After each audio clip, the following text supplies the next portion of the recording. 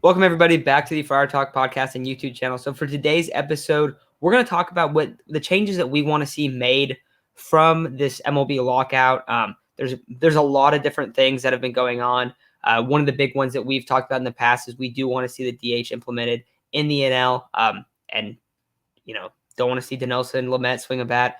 Don't want to see some of these guys come up to the plate and attempt to bunt. It was pretty rough last season at times.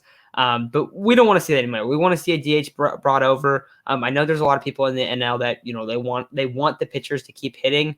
The pitchers don't want to keep hitting. That's another thing. We've seen a lot of injuries. We've seen guys break their hands when they go up and try to bunt.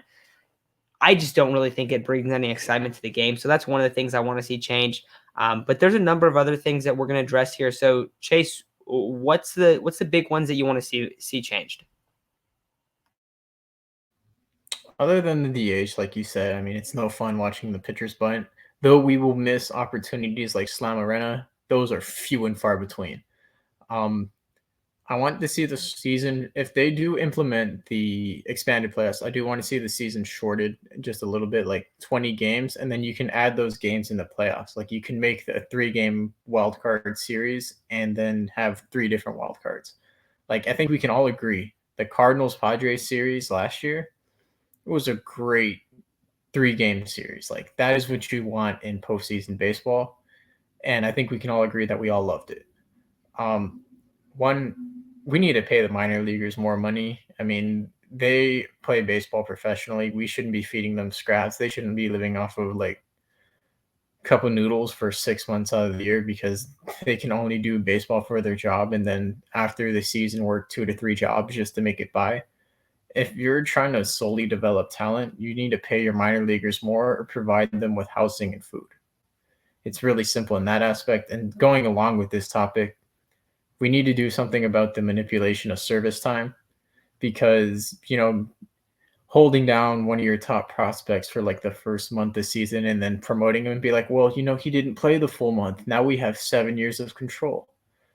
That's just a way of being cheap to your players. And they're already struggling in the minor leagues as it is. So they're not going to get their real first contracts until 7 years after that. You can do something about that. What else is there? I do want to talk a little bit about the minor league stuff because we were talking about this before. Okay. And what was the amount of money that these guys were making? It's like $400 a week for like the lower A guys. Oh, I can tell you that right now. So it's bad. It went from $290 to $400 at the rookie level, $290 to $500 at Class A, $350 to $600 at AA, and $450 to $700 at AAA. And this is per week. So they're making about $2,800 a month at the highest level, and then the lowest was $500 a week, or was it $200? $400. So they're making $1,600 a week or a month, and they're playing, and it's not like they're able to go and make other like money elsewhere. It's also really interesting that and they play a ton of games. Yeah, they play a lot of games, and like everything they do is on eating good food, on working out enough, on doing this, and that stuff is expensive. So, I mean, you've heard some of the horrific stories about guys where they get traded, and then they have a lease, and then they have another lease, and then they have 2 leases, and they have no way to pay them. Like they have literally no way to pay them. They don't even make enough money. I remember reading the story about this guy where that happened, and he did have enough money, but he had $50 a month to spend on food. That was all he had. And like he didn't come from a very wealthy family, so this dude's struggling a ton.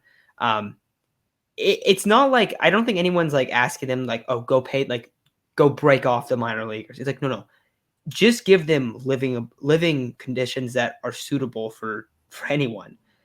We were also talking about an idea that it's kind of weird that doesn't exist. I didn't really realize like the extent of how bad the minor leaguers are treated, but there could easily be a dormitory built around the facilities that would cost the owners and the team a small amount of money, and then they could live there. Like that would fix so much of it because then the money that they'd be making wouldn't really be an issue because it's like, oh, well, they have living paid for. They have, let's say they have food at the facility. If you just had those 2 things, that's a huge step. but these guys are struggling to survive. So that has to be something that's fixed. You've talked about the pros. I saw a tweet, and I think I shared it to you and Isaac. Said that MLB's crazy. You live off of cups and noodles for 8 years, and then they just give you $100 million. It makes no sense. And it's like, it's true. It's crazy. Like it's ridiculous how that happens. But I don't know. That's something I definitely want to see change, because I think that's a huge part of this.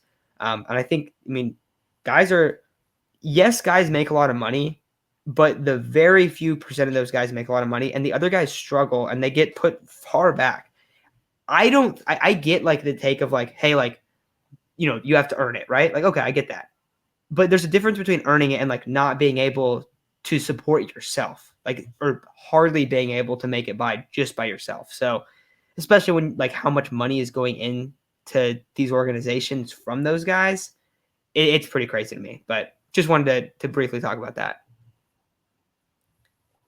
Then what else going you got, along Chase? with that and paying players a salary floor, so you can prevent people or the teams like the Rays, the Pirates, the A's. I'm pretty sure there's another few teams that I'm missing out there, but like the Pirates, man, how long are the Pirates going to be a bad organization? How many times are they going to lose? How many games? It seems like how many games are going to win? Are they going to win less than 50? More than likely. And, if you put a salary floor, it kind of makes them spend money to put a quality product on the field and maybe make them try to win. Because right now, all the Pirates owner does is care about making a quick buck off his team. And he's going to try to pay his players as cheap as possible, because he doesn't have a winning product to put out on the field. Salary floor might change that. Then, the A's might keep more players, the Rays might keep more players, and they might actually build a team other than just trying to win off of one, players that need a second chance, or two, their own prospects. They're like, oh, you know what, this guy, he's going to cost a lot of money. Let's just trade him. Or, you know what, he'll be fine in the free agency market. We can just get another cheap player because we don't need him. It's not good for the game. I think that's more important than adding like a luxury, like increasing the luxury tax threshold, or like making a salary cap, like anything like that. I think the first one you want to do is the salary floor, just because of where baseball's at. There's 30 teams. 13 of those teams were reported to like not even be attempting to try to win this year. And of those 13 teams, you do have teams that are in a true rebuild, like the Cubs, for instance. Like, okay, everyone knows the Cubs will go out and pay their guys. But the Pirates are in this like purgatory where like the biggest deal they'll sign is like a dude for like $5 million. It's like, okay, so anyone that's in the Pirates organization, like, you're just like hung out to dry. Like, it's horrible. So I think that would be something that'd be massive. You'd probably see the Pirates owner sell the team. I don't know what his name is, but he has no interest in putting a winning product on the team. He is treating this as an investment, as like a cash flow. That's horrible for the league. The Pirates are like, I think the Pirates are like, that's like the bottom of sports, of professional sports, because the Pirates they don't even attempt to try to win. And like you brought up the A's and the Rays, and there are issues with like how they treat baseball, but I don't know, man. I think that's a much bigger one, like the salary floor. Oh, no, yeah, 100%. The only reason I mentioned the A's and Rays is they tend to cheap out on players. They usually rather trade their top talent than do anything else. Like we're seeing it right now. No, the A's, you know what? We have a lot of these starting pitchers. Let's trade them right now because we can get future prospects. And the Rays do the same thing. They'll trade for guys. They'll have a breakout year, and then they'll trade them away because they don't want to pay them money.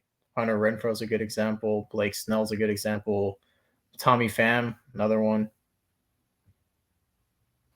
So then I guess that's most of it. I think we talked about the expanded playoffs a little bit, or you did.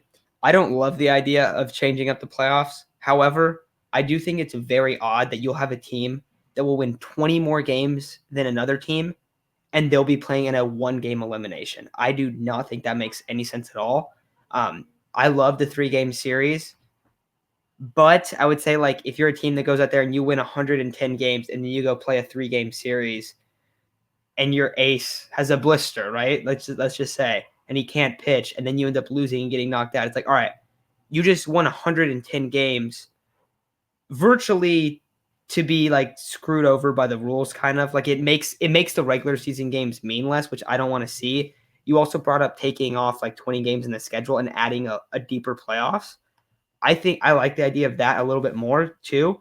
But I just don't want to see I don't want to see it where like all these teams that go out and like dominate go and then play a 3-game series. But I do think if you made the wild card game a 3-game series, or say the top, I think what was it, a 7-team playoff where the top 3 teams, one of them gets a bye, and then the other 2 pick their opponent. I actually love the idea of picking an opponent because that'd be hilarious when the team that picked the other team loses to that team. That would just be great.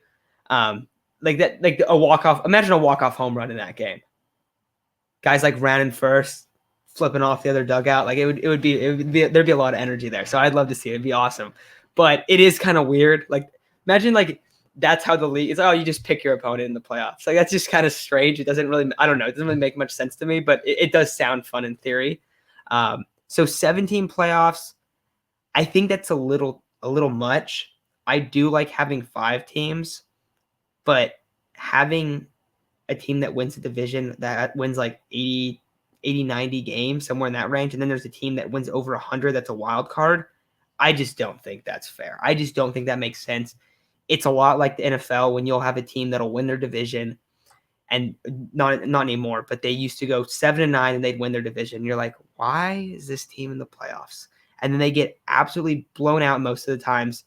Not the Marshawn Lynch Seahawks, but most of the teams will get completely blown out in the first round. It's like, dude, you just wasted a playoff game. Like, why would you do that? So I don't know. That's one where I'm a little. It kind of just depends on how that plays out, but I don't know. What do you want to see with it? What would be like your most optimal situation? See, here's the thing. Like now that you mention it like that, if it got expanded into the 7-game playoffs, I think we would have like the team like, was it the Padres, or it would have been the Phillies and the Cardinals probably. No, the Cardinals did make it. Let's see what the standings were. Let's see. 2, 4, 6. So you would have had the Reds make it, and you would have just had the Reds make it and maybe the Phillies.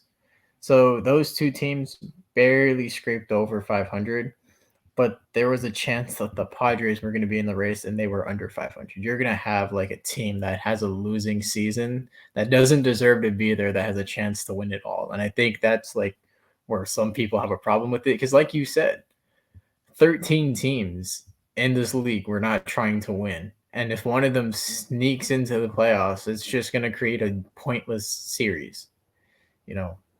I like the 5-team playoffs. I think it makes it a little more competitive. I don't like that the wild card's only a 1 game because, the Dodgers won more games in the entire regular season than the Braves did in the regular season and postseason.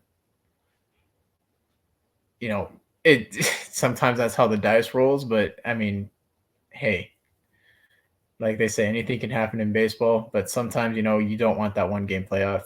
You want more than 1. So I'd give it 3 games, but I think that's the only change I'd make to playoffs. So you wouldn't want to add teams then? As much as I'm for it, I'm against it just because, you're going to have that one team that has no business being there, like the Marlins last year. Yeah. Well, and then that was only like a 60-game season too. So imagine like you have this and look massive season. Yeah, exactly. Like that's the thing. You're gonna have a lot of teams like, and it is fun, like especially in like football when wildcard teams make runs. But the difference in football is like you have like everything is there's only like so many games. Like the samples, like you have 16 games. Now you have 17 games. In baseball, you have 162. Like that's ridiculous. Like that is so many more games. And if you add a few teams, like it makes the regular season, like the NBA regular season right now. And I'm sorry to anyone that's listening to this that's a big NBA fan, but there's no reason to watch it. I like basketball a lot. I barely watch the regular season in NBA. I watch all the playoff games, but I don't watch the regular games because like guys are like barely trying sometimes. Like, and that's a real thing. Like guys are literally barely trying. That's so weird. That does not happen in other sports. But it's like the NBA regular season is and it's kind of bad to say, but it's like it's almost meaningless. And so I just don't want to see that happen to baseball where it's like, oh yeah, just get in, just get into the playoffs.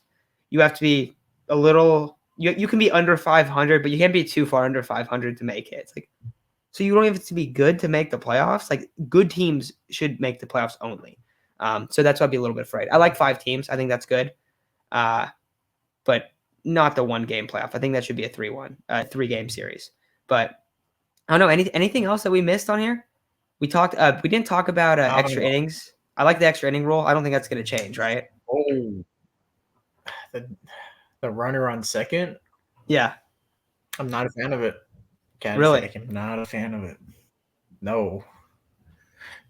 Well, just because the Padres sucked last year with runners in scoring position, like it was like, oh my god, they're gonna bunt the guy over. Oh wait, he popped out. Now it's runners on second with 1 out. Oh great, now the next guy flew out. Okay, and that guy struck out. Oh well, and then the next team comes up. Okay, you know what? Oh my god, they hit a single to right and they score, and the Padres are over. No, I've seen it too many times, or maybe it changes because we have a different manager. But there was too many times last year where Tingler put the wrong pitcher in there, and it just fell apart at the end. And it was just like, oh my god, the Padres scored 3 runs in the top of the 10th to give up 4 in the bottom of the 10th to lose it. And you're just like, come on. And so I think, it speeds up the game a little bit, but I don't like it. Sorry, I kind of cut you off. Yeah. No, you're right. You're absolutely right. But yeah, I'm fine with it, but I'd like to see it go away. I mean, I think there's a different way you can implement it, but it's not bad.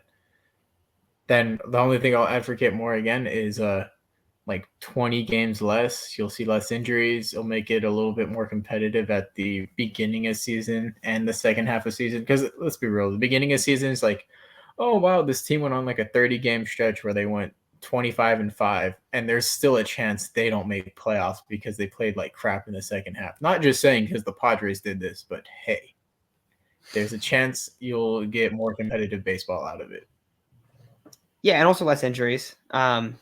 I think 20 games, or like I would probably say more like 15, because I don't want to see them like cut it down, but like the dog days of the summer are a real thing, especially in baseball. And like I really wonder, I haven't looked at it, but I really wonder what the viewership is compared to like May to August. I bet you it falls off a cliff for a lot of teams. I just wonder, but yeah. All right. I don't really have anything else on these that I want to see changed. I do really hope the DH is brought into the NL, but like I said, that's not anything to do with like changing the rules of baseball. I only want that because I'm a Padres fan. Like that's the only reason why, because it will help them so much. And you'll probably see Nelson Cruz in a Padres jersey then, which would be pretty sick. I mean, look at Pro's already got 2 guys from the Rangers already, so I'm pretty sure that it'll be Nelson Cruz will get brought over. But I don't know. That's all I have for this one. Anything else you got, Chase? I mean, let's root for the San Diego Rangers this year. That's all I got to say. Yeah. All right, guys. Well, let us know what you think about some like any changes you want to see made, and what your thoughts are on this lockout and kind of just where you stand on it. So we'll talk to you guys tomorrow. See ya.